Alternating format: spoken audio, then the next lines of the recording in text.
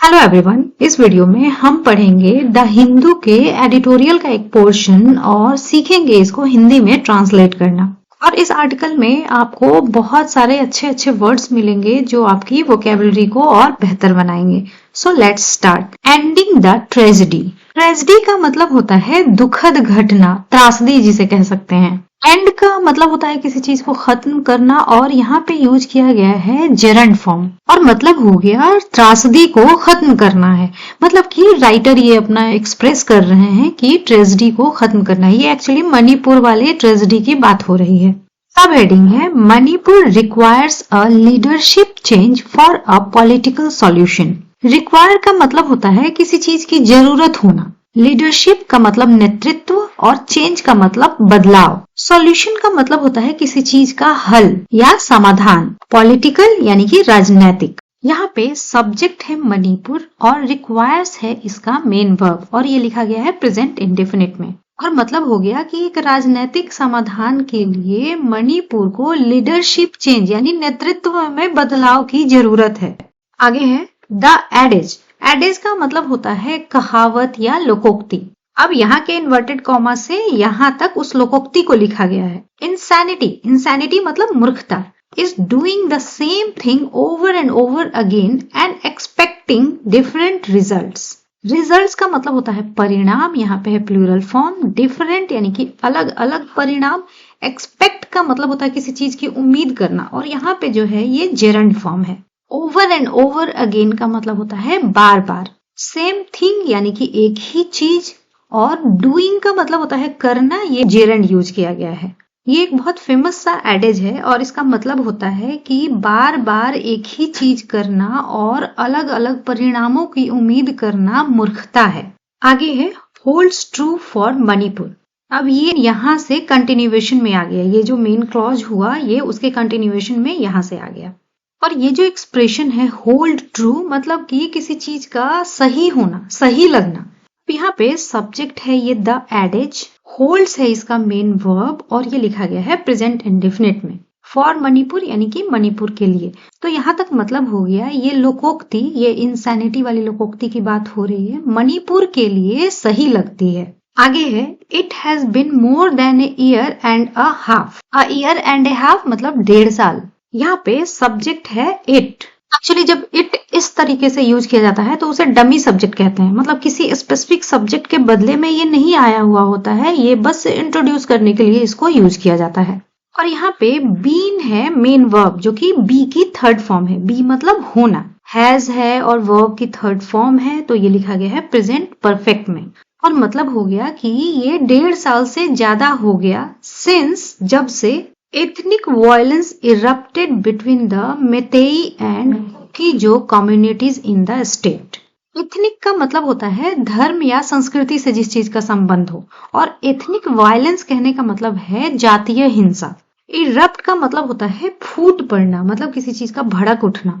community का मतलब होता है समुदाय और यहाँ पे है प्लूरल फॉर्म।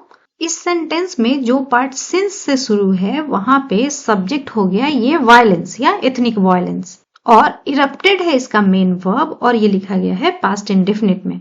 और पूरे सेंटेंस का मतलब हो गया कि ये 1.5 साल से ज्यादा हो गया है जब से राज्य में मेतेई और कुकी जो समुदायों के बीच में जातीय हिंसा भड़की। आगे है द इनिशियल। इनिशियल का मतलब होता है शुरुआती। क्लैश का मतलब होता है मुठभेड़ और यहाँ पे है प्लूरल फॉर्म। तो the initial clashes resulted in scores of deaths. Score का मतलब होता है 20 की संख्या और स्कोर्स का मतलब होता है बहुत ज्यादा संख्या। यहाँ पे सब्जेक्ट है क्लैशेस और रिजल्टेड है मेन वर्ब और ये लिखा गया है पास्ट इंडेफिनिट में। यहाँ पे रिजल्ट का मतलब है परिणाम निकलना, नतीजा देना और मतलब हो गया शुरुआती मुठभेड़ों का परिणाम निकला बड़ी संख्या में मौतें। एंड सिंस देन और तब से पार्ट्स ऑफ द स्टेट मतलब कि राज्य के कई भाग या हिस्से मेनी ऑफ विच जिनमें से कई are under the effective control of security forces.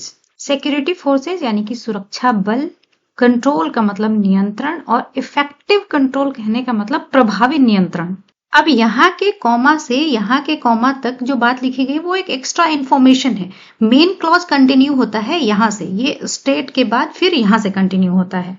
Have witnessed, witness का मतलब देखना। Sporadic but intense incidents of violence, violence मतलब हिंसा, इंसिडेंट्स मतलब घटनाएं, इंटेंस का मतलब होता है प्रबल या प्रचंड, और स्पोरेडिक का मतलब होता है छिटपुट, मतलब कि कोई चीज इरेगुलर बेसिस पे हो रही हो तो उसे स्पोरेडिक कहते हैं। अब यहाँ पे जो मेन क्लॉज है उसमें सब्जेक्ट हो गया ये पार्ट्स ऑफ द स्टेट, और विटनेस्ड है इसका मेन वर्ब, हैव है और वर्ब की थर्ड फॉर्म है तो ये है प्रेजेंट परफेक्ट में। और यहाँ तक मतलब हो गया, और यहाँ तक मतलब हो गया और तब से राज्य के कई हिस्से जिनमें से कि कई सुरक्षा बलों के प्रभावी नियंत्रण में हैं, ने देखा है, मतलब ये फिर से पार्ट्स ऑफ स्टेट से कंटिन्यू हो रहा है, ने देखा है, हैव विटनेस्ड, छिटपुट लेकिन प्रचंड घटनाएं हिंसा की। आगे है डिस्पाइट दिस, इसके बावजूद, there has been little effort toward peace and reconciliation. Reconciliation का मतलब होता है समाधान या सुलह, पीस का मतलब शांति, टुवर्ड का मतलब होता है के प्रति या की ओर, एफर्ट का मतलब होता है प्रयास, और लिटिल एफर्ट कहने का मतलब है थोड़ा प्रयास या बहुत कम प्रयास। यहाँ पे ये जो देयर है वो डमी सब्जेक्ट का काम कर रहा है, और बीन है इसका मेन वर्ब, बी का ये थर्ड फॉर्म है, बी मतलब होना, और ये है प्रेजेंट परफेक्ट में। और मतलब हो गया इसके बावजूद सुलह या शांति की ओर बहुत थोड़े प्रयास किए गए हैं। आगे है even areas such as Jiribam, even का मतलब है यहाँ पे यहाँ तक कि, एरियाज मतलब क्षेत्र, उसका प्लूरल है ये। अब यहाँ कॉमा के बाद जो क्लॉज है वो रिलेटिव क्लॉज है, ये जीरीबैम के बारे में बता रहा है। Which initially escaped the violence, escape का मतलब होता है किसी चीज से बच जाना, are now engulfed in conflict, conflict का मतलब होता है मतभेद यानी कि झगड़ा लड़ाई, और इनगल्फ शब्द का मतलब होता है किसी चीज का समा जाना किसी चीज में। जो क्लॉज विच से शुरू हो रहा है और यहाँ के कॉमा तक ये रिलेटिव क्लॉज है जो जीरीबैम के बारे में बता रहा है, और कॉमा से जो बातें फिर लिखी गई हैं वो इस मेन क्लॉज का हिस्सा है, वो जीरीबैम से कनेक्टेड है। और मतलब हो गया यहाँ तक कि जीरीबैम जैसे क्षेत्र जो कि शुरू में वायलेंस से बच गए थे, और इस रिलेटिव क्लॉज में सब्जेक्ट हो गया ये विच, और एस्केप्ड हो गया इसका मेन वर्ब, और जो मेन क्लॉज है उसमें ये पूरा पार्ट सब्जेक्ट का काम कर रहा है। इवन एरियाज सच एज जीरीबैम, ये हो गया सब्जेक्ट पार्ट। अच्छा, यहाँ पे आर के साथ ये इनगल्फ्ड जो पास्ट पार्टिसिपल फॉर्म दिख रही है, ये दिखने में तो ऐसे पैसिव का कंस्ट्रक्शन लग रहा है, बट एक्चुअली ये जो इनगल्फ्ड है वो एडजेक्टिव का काम कर रहा है, वो एक स्टेट या कंडीशन को बता रहा है। कैसी कंडीशन, मतलब कि मतभेद या झगड़ा लड़ाई में समा गए हैं ऐसी कंडीशन। तो इस पूरे सेंटेंस का मतलब हो गया यहाँ तक कि जीरीबाम जैसे क्षेत्र जो कि शुरू में हिंसा को एस्केप कर गए थे, बच गए थे, अब मतभेद में समा गए हैं। As recent events have shown, recent मतलब हाल की और इवेंट्स मतलब घटनाएं, जैसा कि हाल की घटनाओं ने दिखाया है या हाल की घटनाओं से पता चलता है। The situation in Manipur, Manipur में स्थिति is no longer just about identifying who triggered the violence. No longer का मतलब होता है अब और नहीं। Identify का मतलब होता है किसी चीज की पहचान करना, और यहाँ पे है जेरंड फॉर्म। About का मतलब है के बारे में। Trigger का मतलब होता है किसी चीज को अचानक से शुरू करना, और मतलब हो गया कि मणिपुर में जो स्थिति है अब सिर्फ किसने हिंसा को भड़काया है उसकी पहचान करने के बारे में नहीं है, और what administrative steps are needed to stop it. Administrative का मतलब प्रशासनिक, इस पार्ट का मतलब हो गया या कौन से प्रशासनिक कदम जरूरी हैं इसे रोकने के लिए, वायलेंस को रोकने के लिए। ये जो इट है वो हिंसा के लिए यूज किया गया है। The violence has spiralled, as a verb spiral का मतलब होता है किसी चीज का तेजी से बढ़ना, to the point where ethnic divisions, as a noun division का मतलब मतभेद भी होता है, झगड़ा या मतभेद। यहां तक में सब्जेक्ट है ये वायलेंस, स्पाइरल्ड है इसका मेन वर्ब, और ये है प्रेजेंट परफेक्ट में। और मतलब हो गया हिंसा उस पॉइंट तक बढ़ गया है वेयर, जहां ethnic divisions. As a noun division का मतलब होता है मतभेद या झगड़ा, यहाँ पे है plural form. Have become entrenched. Entrench का मतलब होता है किसी चीज का बस जाना, मतलब किसी स्थिति का ऐसा हो जाना कि उसे बदलना मुश्किल हो। In the social fabric of the state. यहाँ पे फैब्रिक का मतलब है बनावट या संरचना, और सोशल फैब्रिक यानी कि सामाजिक संरचना। अब यहाँ पे जो क्लॉज वेयर से शुरू हो रहा है वहां पे सब्जेक्ट है ये इथनिक डिविजन्स, और बिकम है इसका मेन वर्ब, और ये है थर्ड फॉर्म। थर्ड फॉर्म भी बिकम की बिकम ही होती है। बिकम का मतलब होना या बनना। और यहाँ पे ये जो एंट्रेंस्ड है वो पास्ट पार्टिसिपल फॉर्म तो है, पर यहाँ पे ये वर्ब का फंक्शन नहीं कर रहा है, ये स्टेट को बता रहा है कि बसा हुआ हो गया है। और इस पूरे सेंटेंस का मतलब हो गया कि हिंसा उस पॉइंट तक बढ़ चुका है जहां पे जातीय मतभेद राज्य के सामाजिक संरचना में बसे हुए हो गए हैं। आगे है every act of violence.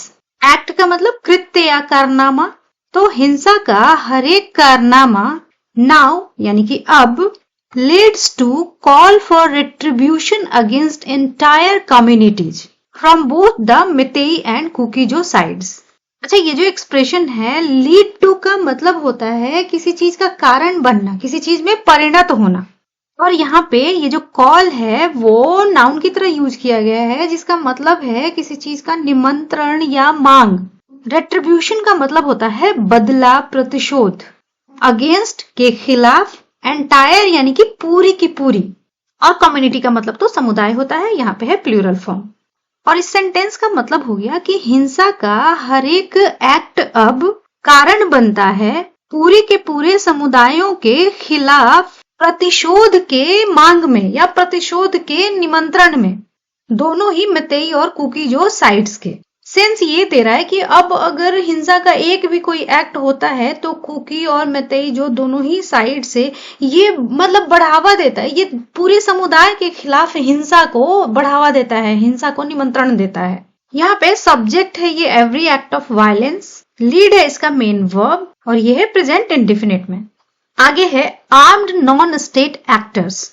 Armed non state actors कहने का मतलब है कि ऐसे लोग जो मिलिट्री से ताल्लुक नहीं रखते हैं, गवर्नमेंट से ताल्लुक नहीं रखते हैं, पर इनमें इतनी कैपेसिटी होती है कि वो कहीं भी हिंसा भड़का सकते हैं अपने गोल को अचीव करने के लिए। तो armed non state actors, some of whom are openly or covertly supported by elected representatives। Representative का मतलब होता है प्रतिनिधि, यहाँ पे है प्लूरल फॉर्म, और इलेक्टेड का मतलब होता है निर्वाचित, मतलब जनता के द्वारा चुने हुए प्रतिनिधि। सपोर्ट का मतलब समर्थन देना, और कवर्टली का मतलब होता है गुप्त रूप से, छुपा के। जो पार्ट इस कॉमा से शुरू होके यहाँ पे खत्म होता है वो इन नॉन स्टेट एक्टर्स के बारे में एक एक्स्ट्रा इंफॉर्मेशन दी जा रही है, ये मेन क्लॉज का पार्ट नहीं है। Seem to control the situation, यहाँ से फिर से हमारा मेन क्लॉज कंटिन्यू हो गया, एक्टर्स के बाद का कंटिन्यूएशन है ये। सीम का मतलब होता है प्रतीत होना, ऐसा लगता है। कंट्रोल का मतलब नियंत्रण करना, सिचुएशन का मतलब स्थिति। तो यहां तक का मतलब हो गया आर्म्ड नॉन स्टेट एक्टर्स, जिनमें से कुछ या तो खुलेआम तरीके से या गुप्त तरीके से इलेक्टेड रिप्रेजेंटेटिव्स के द्वारा सपोर्ट किए जाते हैं, मतलब जिनका समर्थन किया जाता है इन जन प्रतिनिधियों के द्वारा। Seem to control the situation, मतलब कि ऐसा प्रतीत होता है कि ये स्थिति को नियंत्रित करते हैं। अब मेन क्लॉज का सब्जेक्ट हो गया आर्म्ड नॉन स्टेट एक्टर्स, और सीम हो गया इसका मेन वर्ब, और यह प्रेजेंट इंडेफिनिट में। आगे है while civil society groups are marginalised. Marginalise का मतलब होता है किसी को महत्व नहीं देना, उसके अधिकारों से वंचित करना। सिविल सोसाइटी ग्रुप्स ऐसी गैर सरकारी संस्थाएं होती हैं जिनका मकसद होता है लोगों के हित में काम करना। और इस पार्ट का मतलब हो गया जबकि सिविल सोसाइटी ग्रुप्स मार्जिनलाइज्ड हैं, मतलब कि अधिकार विहीन हैं, उनका महत्व नहीं है। तो आज की इस वीडियो में इतना ही। इसी तरह से नई चीजें सीखने के लिए मिलते हैं नेक्स्ट वीडियो में।